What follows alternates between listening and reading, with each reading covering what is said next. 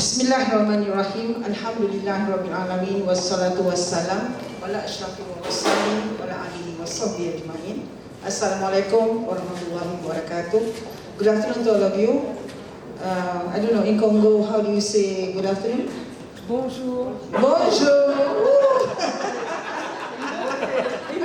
That's in French, but in our town, it's beauté. Beauté. Okay. So you should have said beauté is easier for me than bonjour. Right? Okay. Anyway, alhamdulillah, thank you very much to the G100 for inviting for this event. I would like to congratulate the two young girls. Yeah. So very cute, very impressive. When I see young people, I always see hope. Yeah, because young people means hope to us. Because people like us are quite over the hill, and we want to see the young people coming up to lead the country and also to show the better model of the world in the future, inshallah.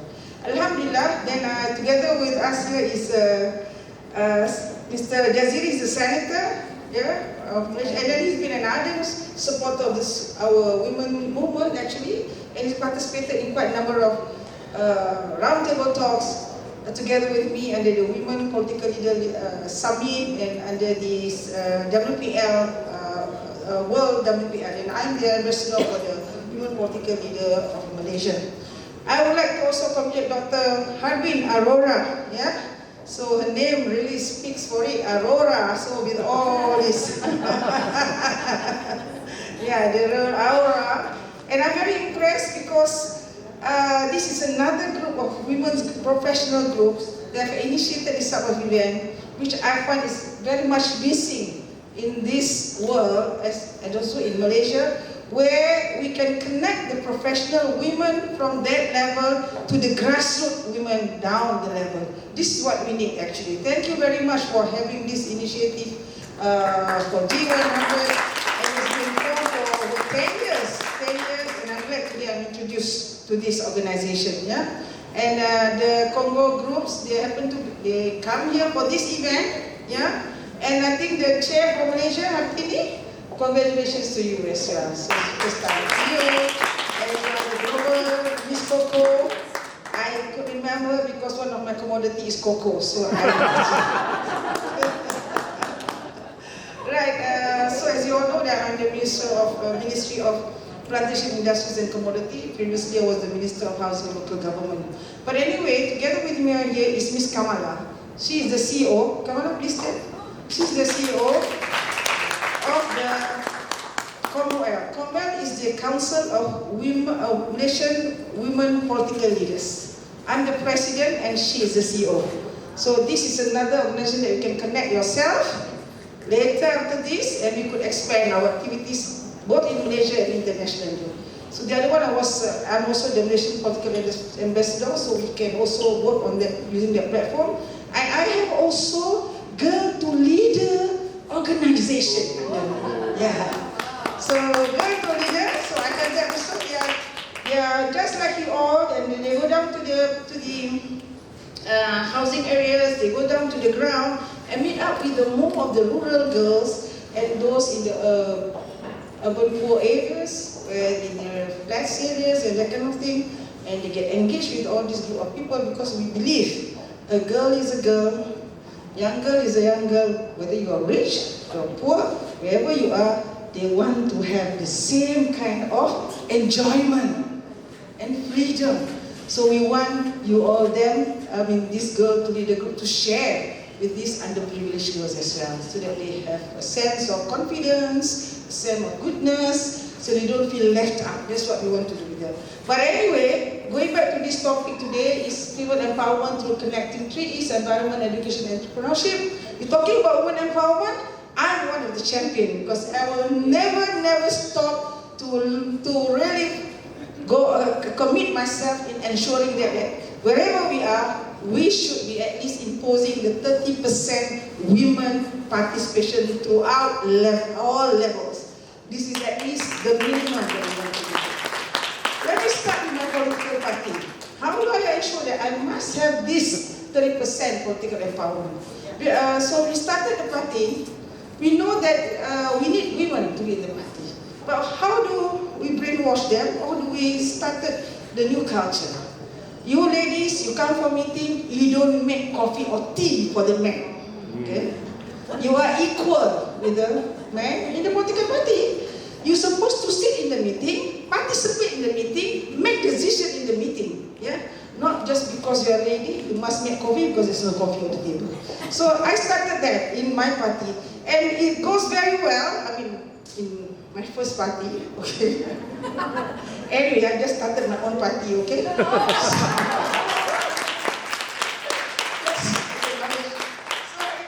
that's how I started that platform, and after that, become a norm, become a culture already in the party. So the guys, somehow or other, they feel a bit not too, they're a bit more scared to go to ask any women, so to do make tea or coffee for the meeting. So I want women to feel that they are part of decision making. You are not the second stringer, you are not the second liner. So your opinion is very important actually. So then throughout the political career, I make sure that they become division chiefs, they become the state chiefs, so that because I believe in gender mainstreaming. So when you are in the mainstream position, that's the only thing that's the best thing, and that's the best position that a woman can create policies.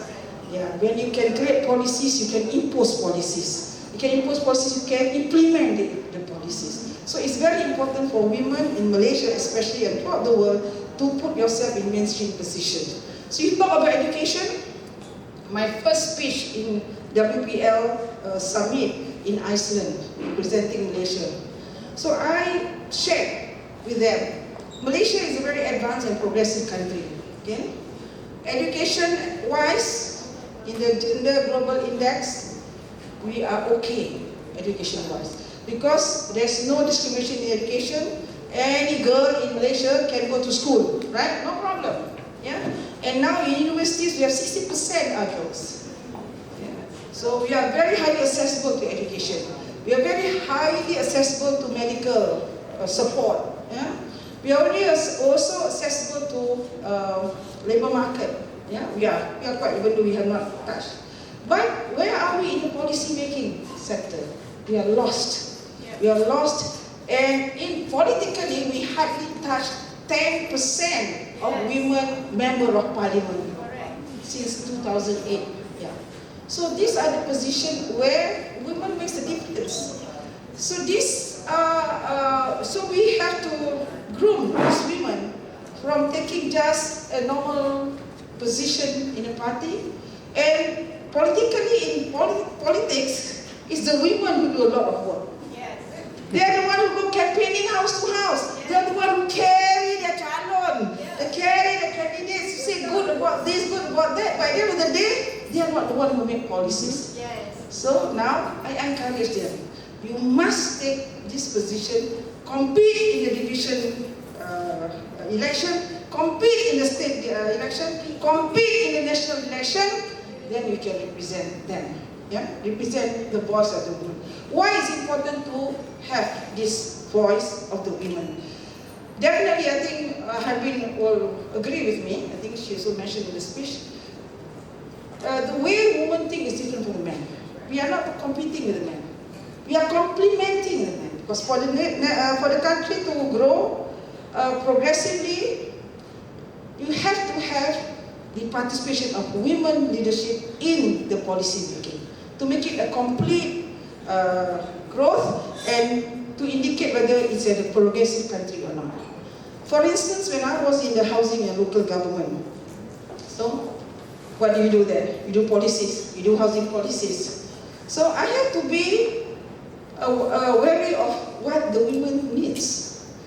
The women's safety in the roads, the women's facilities that we need to have. So as a Minister of Housing, I can impose policies. I can impose policies on infrastructure. So I said the women's toilet must be bigger than the men's toilet. Why? Because no man goes to the women's toilet. Only the women goes to the women's toilet. And I only know what happened in the women's toilet. So the men wouldn't know what happens in the toilet. So because I know the men have two places to do their business, where women have to do only one place to do two businesses. Yeah, this is just small example I'm sharing with you because how important it is actually. So these are the perspective of thinking where we need to bring up to the table towards policy making. And the safety of women on the roadside, by the streets, pedestrian walks, you need to have railings because to prevent them from snatches and this sort of thing, yeah. And the nursing room, only a woman could understand this, yeah. So that's why we need, because I want to encourage these university girls where the country has invested in their education, but they didn't see it, the importance of their role. Why they need to contribute to the country's economy? Why they need to contribute to the labor force of the country? Because your opinion is very important actually. So these are the little things that I mentioned. If I have an architect who build houses, the kitchen cabinets, how high is your kitchen cabinet?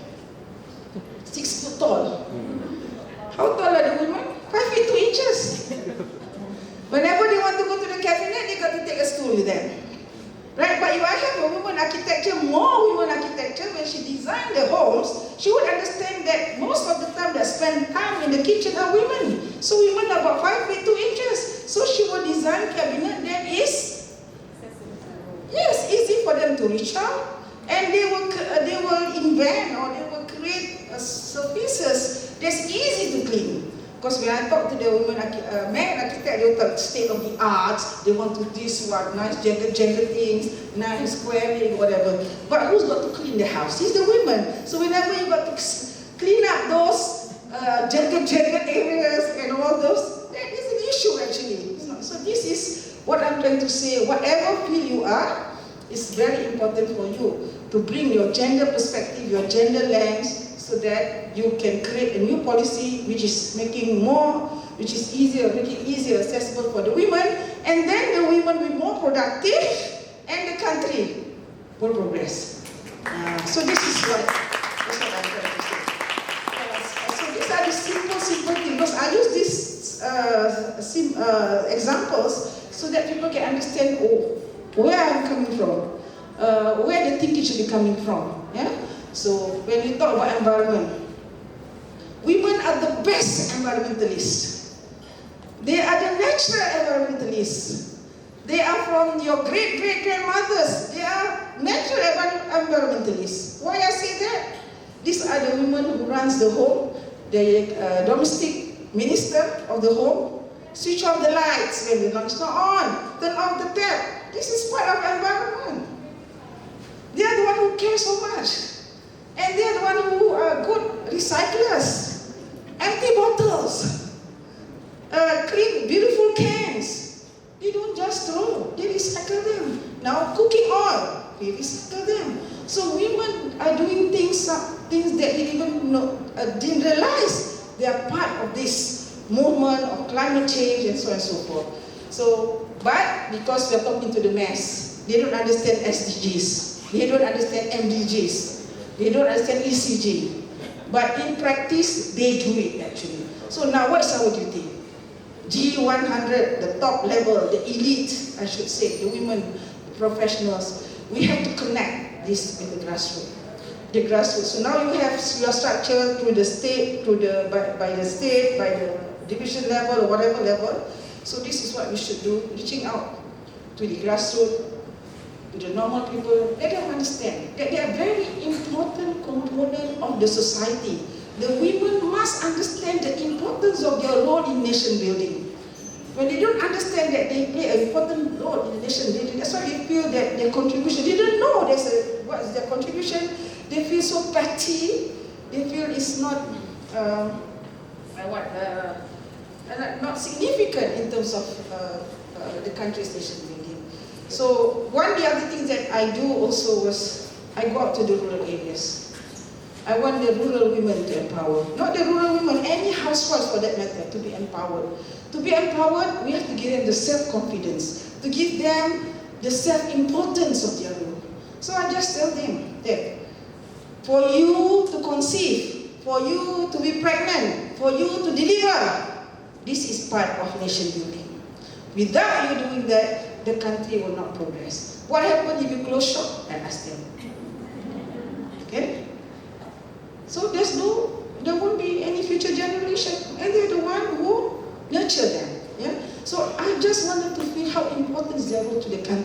because it's the number one contribution to the country, which nobody, it's not being highlighted to them that this is the role of women in any country or in the world for delivering babies. This only women can do, men cannot do. Yeah? So I always make them take pride that these are the three things only women can do, men cannot do. But what men can do, women can do. This is not to compete, but to give them the self-importance. Don't look at yourself as someone that is very trivial contribution. You are nothing to the nation. No, that one itself is very important. And next, what do you do with them? So we have to go down to the ground and tell them how important they are and what role they play. When you talk about climate change, you think they care? What climate change is it? But I tell you, climate change means you switch off the light when it's not being used. Actually, would understand. You turn off the tap. Why they're concerned? Because the electricity bill they got to pay, and the water bill they got to pay, and the husband's salary is not increasing, and they're the one who's going to take care of these economic factors in the home. Yeah? So in times when economy is bad in Malaysia, and I think for some other parts of the world, I salute to the women, where the man or the husband doesn't get a raise in their salary, but it's the women who still manage to put food on the table for the family and children. This is something that we really must appreciate, the kind of sacrifice they make. How did they do it? If they used to cook with 5 pieces of onions, they reduced to 3 onions. That's how the women economy practices. So these are the things, the examples which we need to let them know how important they are. But now talking on the other side of it, from the mass, from the upper level. So my passion is, of course, now I want more women to be there in mainstream position. Okay. So in terms of corporate, that you see in Malaysia, we are doing quite well. We have heads of banks, we have governors, we have judges, all appointed. Women are appointed in this position. That means we have qualified women, and really qualified, not just as token. So we have them, but we still don't have enough in the policy making level, in political area. So political area means political parties lah. Political parties very male dominant, right? So this is what that I want more women to be participating more in politics, not because of position, power, or wealth. It's always my line. The young people in my Girl to Leader, you look at being politician, yeah, being ministers is about serving the people and taking care of the welfare of the people, not about wealth, power, or position. So the youth has to be introduced to this political arena in this line, so that they are not going to be corrupted, they are not going to be abused or misuse the power when they come to position. So why do we need to do that? So like I said, the way a woman's think is different. It's not different, complement the men. So we need to have a complete proposition from both gender. Otherwise, to me, we will waste our university graduates, the assets of the country. 50% of the population of the world are women. So we are not making use of this asset. That means we are also not increasing our economic contributions. So it's already proven in the Harvard study and so on and so forth. More women in the organization, productivity increased by at least 30%. Yeah, so this is proven. So we are not saying that Jaziri is not because we don't want the man, but no, we're not competing. So I have to always correct this because it is complementing. Then it will more complete, and the nation will grow better, and we will progress better. And we want, but in politics, it's not easy for men to give space to women in politics. But in working career, okay, they say, okay, you work. So, but in politics, it's not easy. Yeah, so there's more gender sensitizing programs we have to do. Yeah, Because where man is concerned, your mother is a woman, your grandmother, your wife, your daughters, they are all women and they can contribute. They have equal access to education in Malaysia, so why shouldn't we give them the equal opportunity now we're talking about? We don't want to compete, but we just want the equal opportunity. And those women in position already, you have to find, you have to be in the way to channel, to set the avenue for these potential women. You have to identify them, where they are, and you have to groom them so that they make better decisions.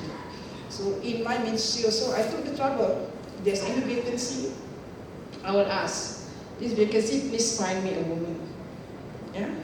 But it's not easy, right? So they will come back to me and say, no, I'm sorry, there's no woman. No, please go and find. At the end of the day, you will find one for me. So even though it means like looking for a needle in a haystack, if you are in position, you are in power, you can do it, you please do it. Because it takes another woman to help another woman. Yes. Yeah. So my political journey is not easy for me. It's not easy for me to reach this level. That's why I'm making easy way, making policies in my party.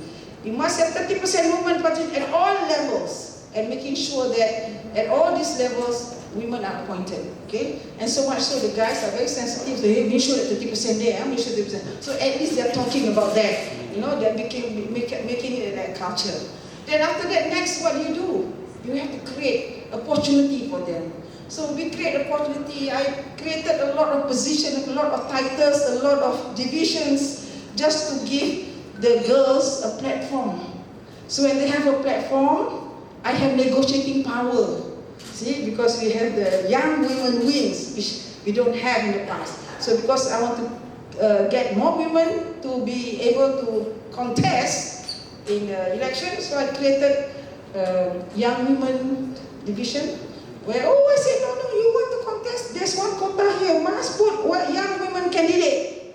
So they got no choice. Okay? So the policy is important.